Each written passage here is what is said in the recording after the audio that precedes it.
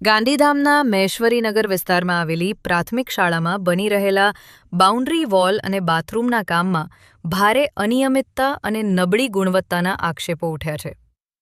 સ્થાનિક રહેવાસીઓએ રજૂઆતમાં જણાવ્યું છે કે કામ દરમિયાન ગુણવત્તાના ધોરણોનું પાલન થતું નથી અને હલકી સામગ્રીનો ઉપયોગ થતો હોવાનું જોવા મળી રહ્યું છે.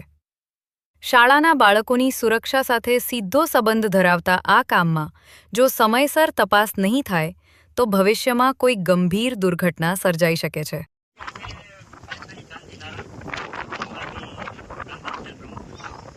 અમારો મુદ્દો આ છે કે અહીંયા હમણાં છેલ્લા 10-15 દિવસથી બાઉન્ડ્રી રિપેરિંગ ને સરસ બાથરૂમનું અહીંયા પંચાયત શાળામાં કામ ચાલુ છે. તો અમારો વિરોધ એ હતો કે ભાઈ આ જે કામ ચાલુ છે એ કોઈ નીતિ નિયમ મુજબ કામ થતું નથી અને કોન્ટ્રાક્ટર એની મરજી મુજબ અને સરકારી ધારાધોરણો વિરોધ કામ કરે છે. આપણે કોઈ પણ ચણતર કે બાઉન્ડ્રીનું કે મકાનનું કામ કરીએ તો 2 થી 3 ફૂટ એનો પાયો ખોદી ને પછી પીસીસી કરીને પછી એનો બધું વ્યવસ્થિત કામ થાય.